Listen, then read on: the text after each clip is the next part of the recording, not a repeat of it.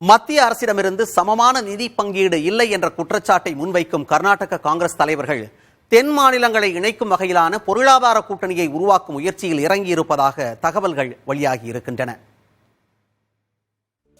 நிதி பங்கீடு முறையாக இல்லாத நிலை நீடிக்குமேயானால் தென் மாநிலங்களை ஒன்றிணைத்து தனி நாடு கேட்கும் நிலைக்கு தள்ளப்படுவோம் என கர்நாடக காங்கிரஸ் எம்பி டி.கே. சுரேஷ் அண்மையில் தெரிவித்த கருத்து பட்டாசின் திரியில் பற்ற வைத்த நெருப்பு போல டி.கே. சுரேஷின் பேச்சு நாடாளுமன்றத்தில் அனல் பரப்பிக் கொண்டிருக்கிறது.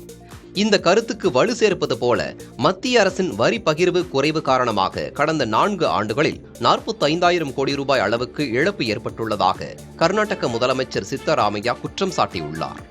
இதன் அடிப்படையில் ஒத்த கருத்துள்ள கட்சிகள் ஒன்றிணைந்து தென் மாநிலங்களின் பொருளாதார கூட்டணியை உருவாக்குவது பற்றி பரிசீலிக்கப்பட்டு வருவதாக சித்தராமையாவின் பொருளாதார ஆலோசகர் பசவராஜ ராயரெட்டி தெரிவித்துள்ளார்.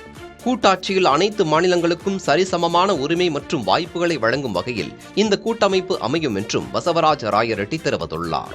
தென் மாநிலங்களின் குரல்கள் கேட்கப்படாத சூழலில் சக்தி வாய்ந்த தளம் தென் மாநிலங்களுக்கு தேவைப்படுவதாகவும் பசவராஜ் பத்திரிகை ஒன்றுக்கு அளித்துள்ள பேட்டியில் குறிப்பிட்டுள்ளார். மத்திய அரசின் இடைக்கால பட்ஜெட் தாக்கலான பிறகு கர்நாடக காங்கிரஸ் தலைவர்கள் இந்த கருத்தை முன்மொழிந்து வருகிறார்கள்.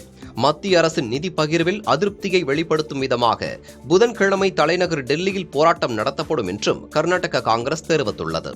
இப்போது குரல் எழுப்பியே ஆக வேண்டிய கட்டாய சூழலில் இருப்பதாகவும் போராட்டத்தை தவிர வேறு வழியில்லை என்றும் கர்நாடக துணை முதலமைச்சர் டி.கே. சிவகுமார் தெரிவித்துள்ளார்.